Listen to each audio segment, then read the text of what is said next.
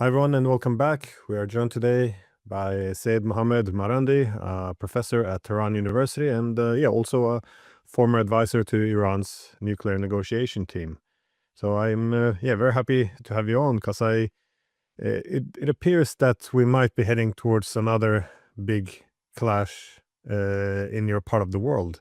That is the inability to curb or destroy Yemen. Well, seems to uh, be incentivizing some escalation on the American and Israeli side. We also see now Trump going out and sending this tweet with a final warning to Hamas, in which they have to release these hostages. Otherwise, it's unclear how Trump would respond. Again, I'm not sure if this is to frame the war as being about freeing hostages or if this is an actual warning.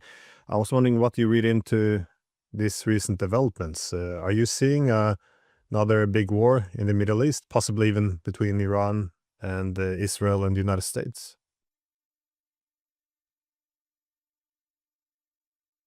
Well, first of all, thank you very much for inviting me, Glenn. It's always an honor being on your show. Well, the thing about Trump, and you know Trump better than I, uh, is that none of us really, at least none of the people around me and the people who I follow, such as yourself, have been able to provide us an appropriate understanding of how his mind works. And so, uh,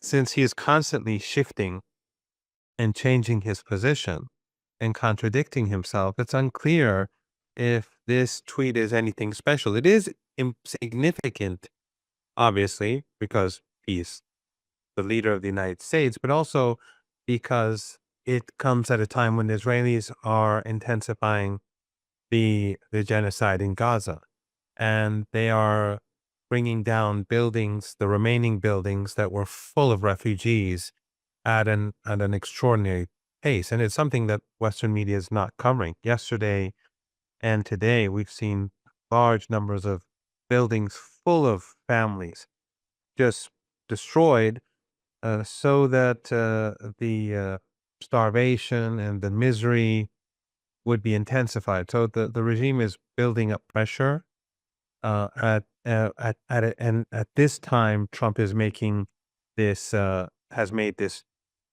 post. He's put up this post. So I think he is providing them cover, but he is doing this at a time when the genocide is being intensified. But I don't know if this is going to be a final warning.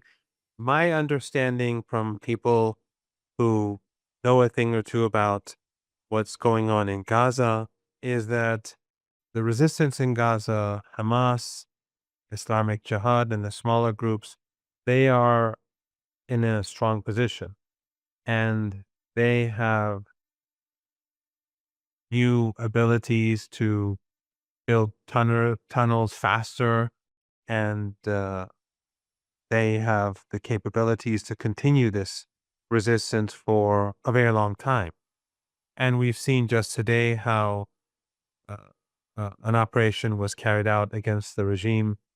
Uh, on the one hand, both in Gaza, we had a security incident, which I don't know exactly what happened, but also we had in Tel Aviv, I think. I just checked I didn't check the details, but a number of Israelis were killed in an operation carried out against them. So the situation is not going well for Netanyahu. This is not a victory. And I don't see how Trump is going to be able to change this in favor of Netanyahu. What is clear is that Trump is very close to Netanyahu. He has no problem with what's going on, even as the world has turned utterly against the regime and people's eyes have been opened to the reality of Palestine, the history of Palestine. Because when people see these things day after day, they start asking questions and they learn about the Nakba, and they learn about how these people took their homes and raped and murdered uh, uh, and sent Palestinians off to the West Bank and, of course, the Gaza Strip. So as the world has changed and as the narrative, the dominant narrative among people across the world has changed, we see that the elites in the United States, in Europe, but in Trump in particular, have become even more uh, defiant in supporting Netanyahu and what he's doing. From my understanding, I don't think there's going to be any major change on the ground in Gaza, meaning that an a an attempt to destroy the resistance or Hamas. I don't see, at least for now, the United States taking any direct action in favor of Netanyahu that they have not already done. They will continue to support this genocide. They'll continue to fund the Israeli regime and Netanyahu, provide him with financial support, military support, and political support. But I can't see anything new happening at this moment. But we saw how, for example, with Russia, just right, they Trump said he was going to end the war before he enters office, and gradually we saw him shift towards mainstream the mainstream view in the West, so the elite's view in the West.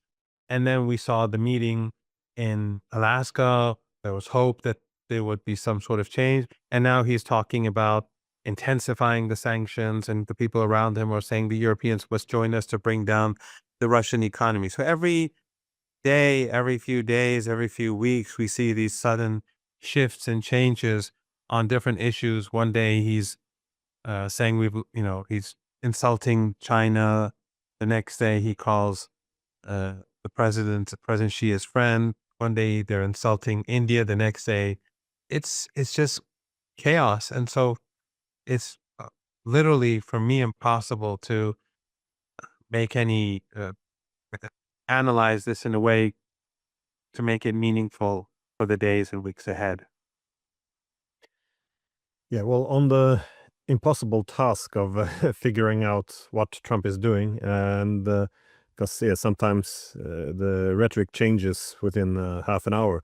But on this topic, though, there's also this argument going around, which I've also heard from some high-ranking politicians in the European Union, that Trump's attack on Iran was an effort to prevent Israeli escalation, because at the time they saw the war against Iran, it was being lost, and they feared that the Israelis would escalate in a dramatic way to rescue the situation, that is, possibly even involving nuclear weapons. So Trump did this strike. Some say that this was, in coordination, or while they were in dialogue with the Iranians, and by claiming that, well, all the nuclear facilities are demolished, they're gone, they're obliterated, then it essentially put an end to the war. So I was wondering, what do you read into this from, again, you sitting in Iran? Do you see this as credible, or, again, it's always the same argument: is Trump appeasing the hawks, or has he joined the hawks? So it's always very, again, the strategic ambiguity, it seems very deliberate on his side. Indeed, his administration almost brags about the fact that nobody knows what they're doing. So I was wondering if you had any perspectives on this.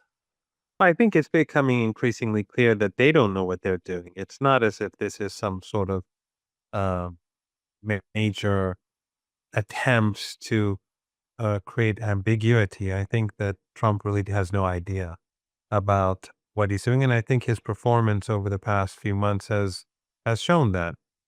With regards to the trade war, the tariffs, the treatment of India, of Brazil, the war in our region, genocide, I think it's become clear. I mean, for a couple of months, we could have used, or we could have accepted that to be a valid argument for those who made it, or at least an not necessarily valid, but something that could be taken seriously. But I think after a period of time, it's become increasingly clear that there is no real strategy. With regards to your question, I think I should divide it into two parts. One is the very question whether the Iranian nuclear program has been severely damaged or destroyed, or obliterated, as he likes to say. we know that the head of the Defense Intelligence Agency was removed, and their assessment of U.S. strikes was that they were not that substantial and in effectiveness. And I think it's quite clear that the Iranians, before the war began, they had already, uh, first of all, there's nothing of great significance on the land, on the surface, to be struck. So whatever the Israelis bombed during those days was unimportant. All the key aspects or elements of the Iranian nuclear program they're all very deep underground. Without being privy to information on the nuclear program, I would guess that they remain untouched. I'm just guessing. So it's just a guess. And based on the assessments made by uh, American military intelligence, I think my guess is justified. I would imagine that the Iranians built those underground facilities uh, with the belief that at some point the United States will bomb it, even with them, and they may bomb it with, let's say, nuclear weapons.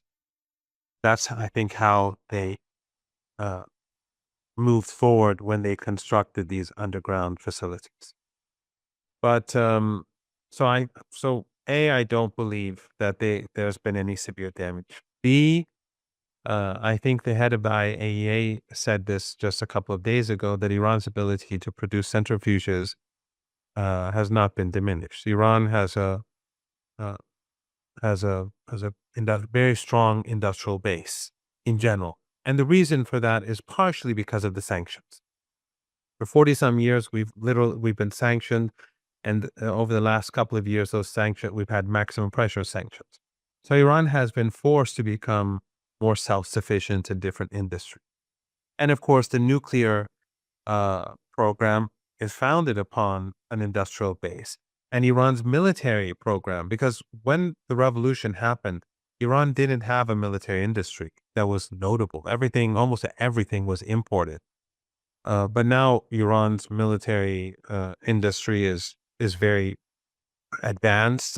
We know that the Russians import from Western sources. We know that Russians import military hardware and equipment from Iran. So that, of course, that too needs an industrial base. So Iran has the industrial base, and the head of the IAEA has admitted that.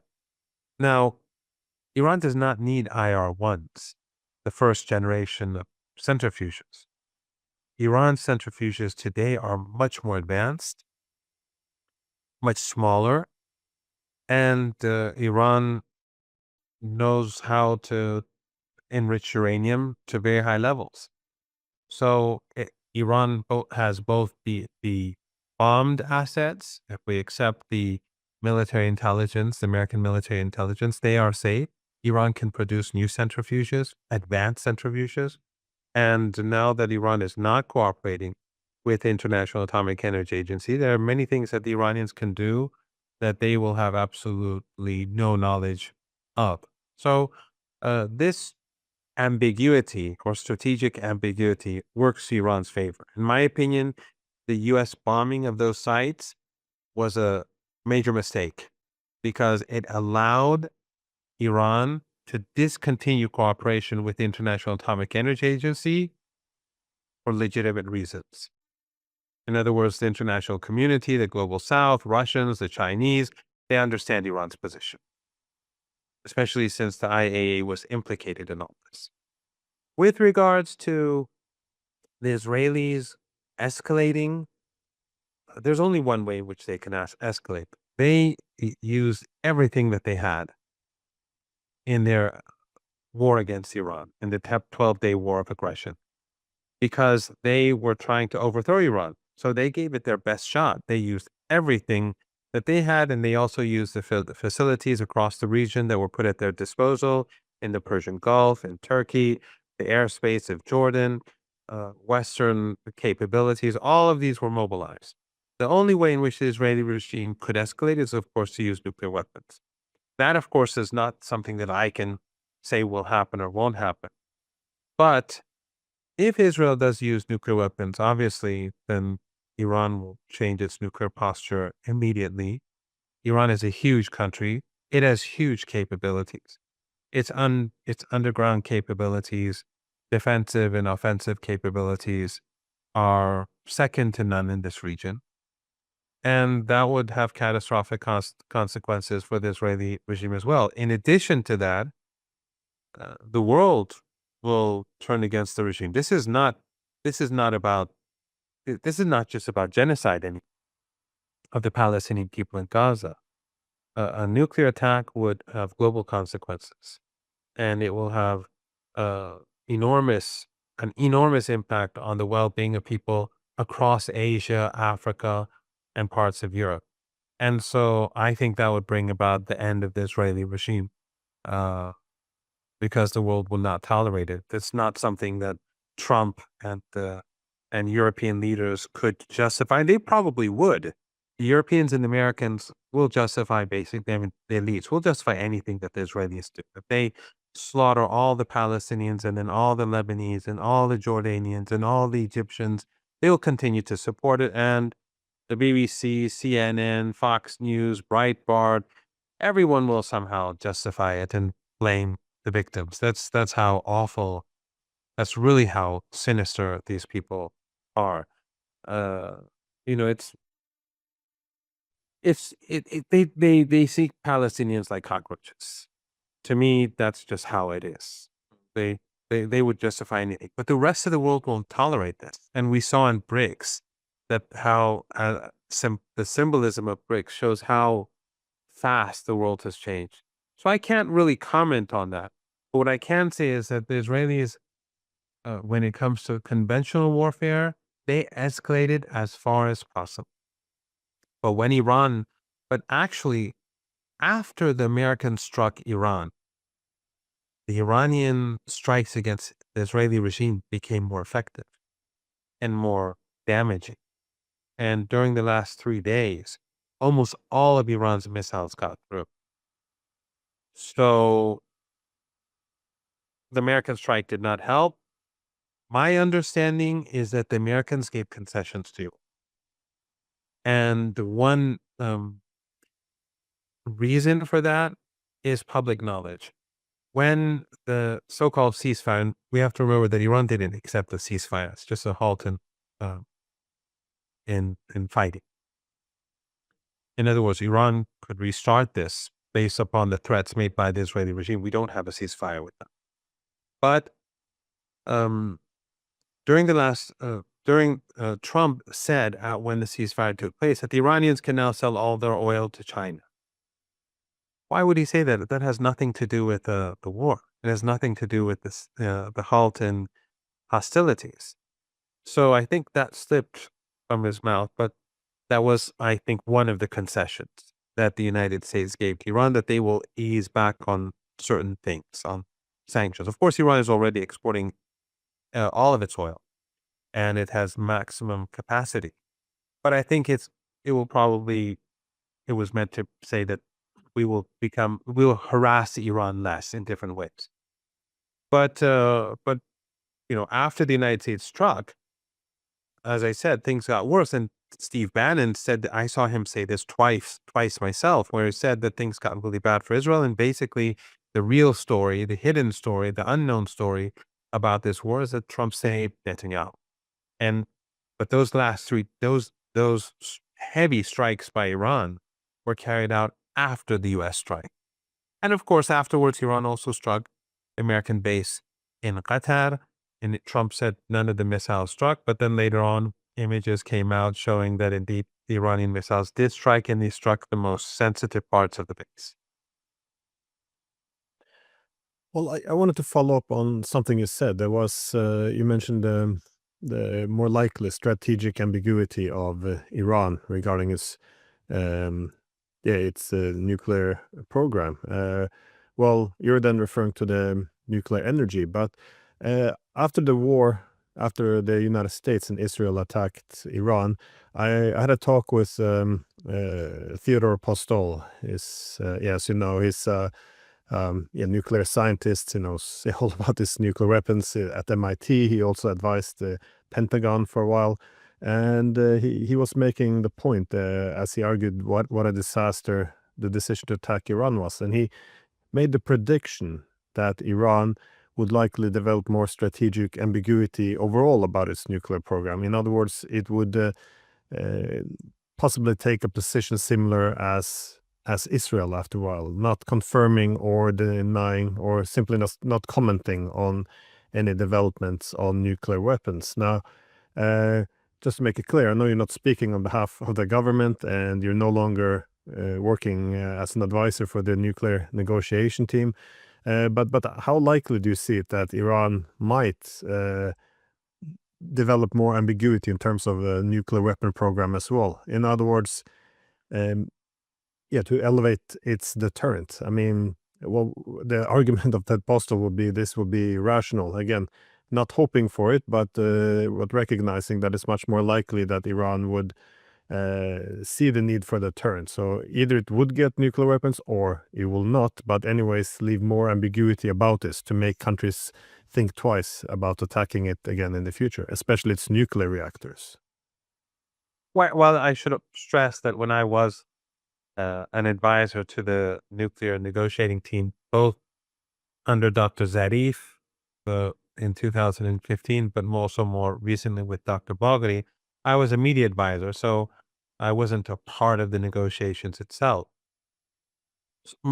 Anything that I say is speculation, obviously, but I think that I think his assessment is an accurate one.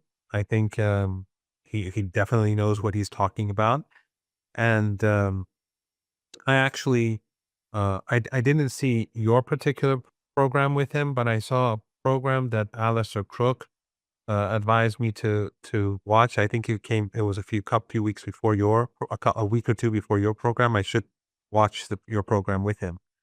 But I think he makes a lot of sense, and I think that's basically the path that Iran is probably taking. Iran is not cooperating with the International Atomic Energy Agency as we speak.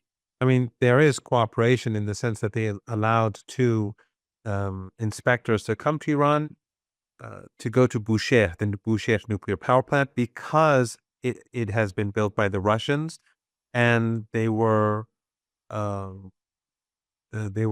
putting in new fuel and removing old fuel. And since the Russians feel the need that they have to cooperate with the organization, and they are part of the project, and they're also building two new units for the Bushehr nuclear power plant, the Iranians allowed those inspectors to go to Bushehr, but they have not been allowed to see anything that has to do with Iran's own programs that have to do with enrichment and so on.